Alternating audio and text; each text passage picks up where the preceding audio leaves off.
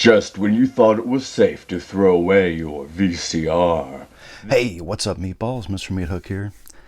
I don't want to talk too loud. I'm fighting off an ear infection, but I am here with another episode of Mr. Meathook's Shitty Video Reviews, where I review the best of the worst of the worst, and tell you if it's good shit, bad shit, or even worth shit. I specialize in doing shot on video and Super 8, as well as Super VHS, all that kind of stuff. Anything that fits within the whole shot on video genre.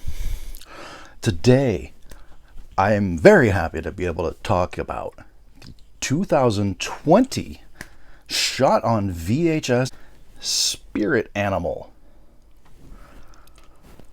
written by Joseph Ruscio and Madeline Deering, and directed by Madeline Deering. This is her directorial debut, so that's pretty exciting. She was kind enough to send me a screener. Normally I show off the disc and the artwork and stuff. I will have a poster pop up right now that shows off the artwork. The disc she sent me is just a DVD-R with a name written on it, so nothing exciting to show off. But that's okay. Thank you, Madeline, so much for sending this. This has legitimately been my most anticipated film of 2020. So, let's get into it. First off, I want to say, I would be surprised if the budget for this movie is more than $1,000. It could be. It could be a tad more, but I'm guessing the $1,000 or lower budget. That doesn't matter to me. Budget doesn't mean shit. It's about heart, it's about ambition, it's about pulling off what you're trying to pull off. So we start off with a commercial for, I'm assuming, the fictional Dingo Pizza. I'm not from that part of the country, so it could be a real thing. I'm assuming it's fictional. But the commercial's pretty funny. After that, we get a trailer. And oh my God, Madeline, please actually make this movie, even if it's a short. I have to see this. We start off with a commercial we start off with a trailer for a bathtub shark attack. Very reminiscent in my mind of like House Shark, which I absolutely love. Please make bathtub shark attack. The trailer made me laugh very loudly, and I was watching this movie at 1 o'clock in the morning. Okay, the film is in smell-o-vision. She sent this card, and at various points throughout the film, the number will pop up, and you sniff the corresponding part on the card with the film. It's got different scents. I will say scent number 5 legitimately made me gag. I'm sure that was the intent. You're introduced to a character who tells you, he's a bartender, he tells you how to use the smell-o-vision card, and then he goes over a spirit animal drinking game, all dealing with sharks. I thought that was a cool little touch that she's thrown in a drinking game. I will say this, if you try to do that drinking game, you will be dead before the movie's over. Guaranteed. But the movie starts out at, I'm going to pronounce this wrong, I'm sure, Camp Wanawilla? Wanawilla? I think that's right. Shit goes awry, someone dies. 20 years later, a bunch of 20-somethings go to the woods where that camp was to celebrate New Year's Eve. We do get a flashback to Christmas Eve, where one of the characters is watching A Meowy Christmas. And that just made me laugh because A Meowy Christmas is directed by Steve Rudzinski, who made one of my favorite low-budget films, Karis Hell, which I absolutely love. So it was kind of fun seeing that. There were references in the film to, I'm going to do my best not to give away spoilers, or at least not spoil much, because this film's not even out yet.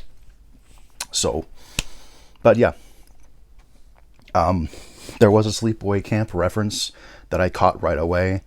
It's the whole eat shit and die, eat shit and live. Loved that. There was also a reference to Sleepaway Camp 2. The Happy Camper song was in the movie.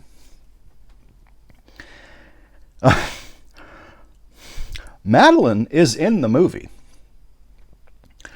You'll recognize her. She's wearing a houndtooth coat and then a shark dress with shark tights.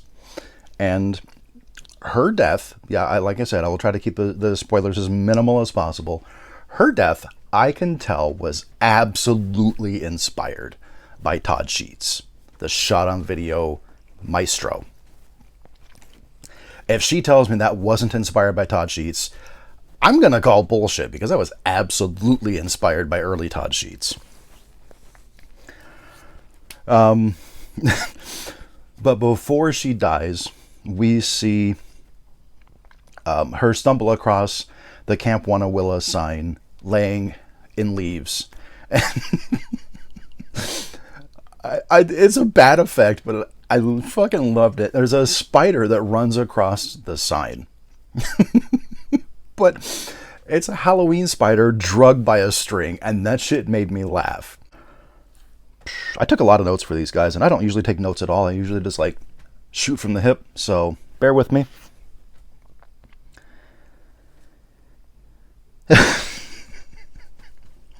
So Madeline goes into the woods with her friend Evelyn.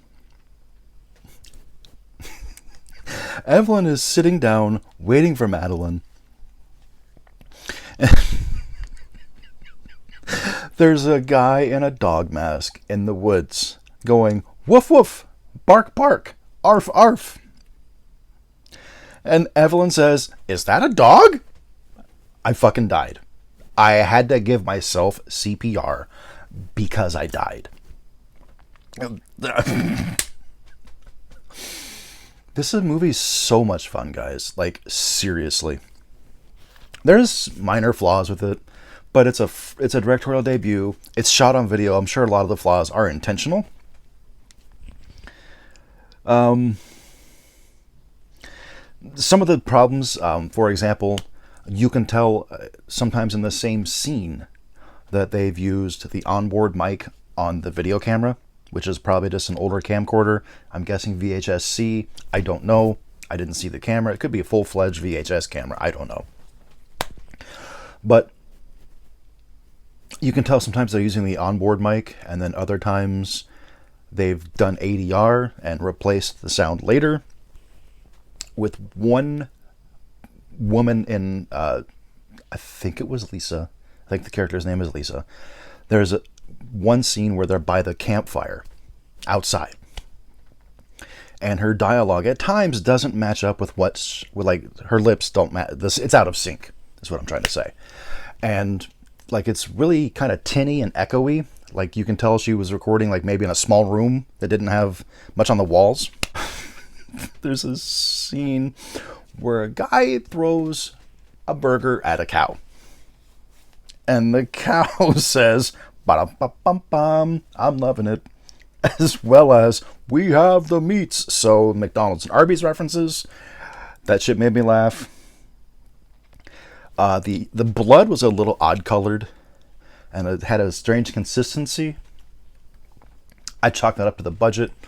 Not a big deal to me. I mean, if I didn't know how shot on video is, and its origins and stuff, and I might view it as a negative. I don't. It's just an observation. And then the gore. A lot of the props are like Halloween store props. Again, when you have basically no budget to work with, I get it. Absolutely get it. It's not. I'm not dinging it for it. You work with what you can afford.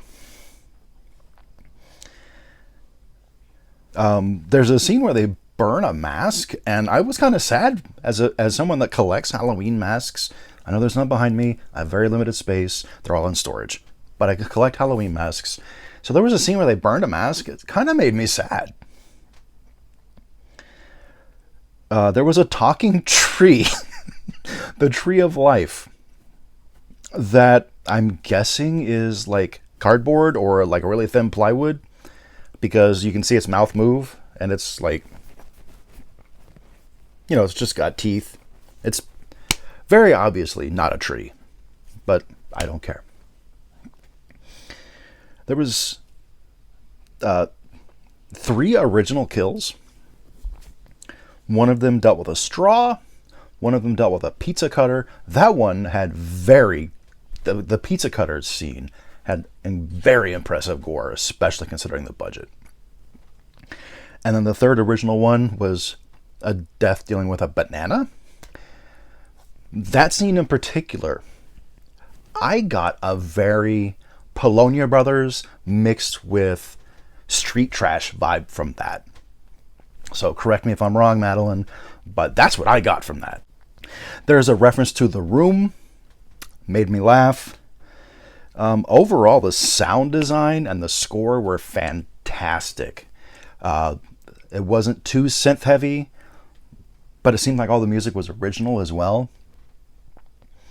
You can tell she was going for that late 80s, early 90s feel. Not too much synth, but there's definitely synth there. The shot selection was great, especially during some of the chase scenes. Very, very good shot selection. I can't say much for the cinematography because it was filmed on VHS and it seemed like it was filmed on a used VHS. So, I mean, you got the cinematography that you get with that. I did notice a typo in the credits. So, just an observation again. One of Joseph Russio's names in there, because he's in the credits numerous times. One of them is misspelled.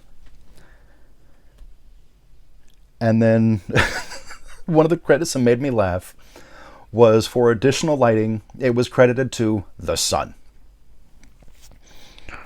My only real complaint doesn't actually have to do with the film at all. It has to do with the smell-o-vision card. This is just my opinion. They're too close together. The smells kind of blend together. I think if they were further apart, like, on the corners and then the middles, top and bottom, it would be better. You can take my advice or leave it. That's up to you. It's just my personal take on it. A couple of them, if I hadn't known what it was supposed to be because it's happening on the screen, I probably wouldn't have. Number 5, though, holy shit, that's potent. But I love that she did the gimmicky smell-o-vision thing, like William Castle would. Great homage to William Castle. Got homages to Todd Sheets, the Polonia Brothers, Sleepaway Camp series, The Room. It's just I had a fantastic time watching this film. I will be promoting the shit out of this movie. So if you follow me on social media, you'll know when it's going to be coming out, because when I know it's coming out, I'm going to be hyping the hell out of it. So I was hoping that I would be able to do this, and I truly feel like I can. This is going to be the first film to receive 5 full dookies on the Dookies rating, with 0 being the shittiest movies ever, and number 5 being the cream of the crap. This is a 5 dookie film. Guys, if you like low budget, if you like, shot on video, Spirit Animal is going to blow your fucking socks off. If you're not wearing socks, then it's probably going to blow your feet off, which could be uncomfortable. Anyways, guys, I do thank you so much for watching. I want you to be cool, be spoopy, and support independent horror. Deuces.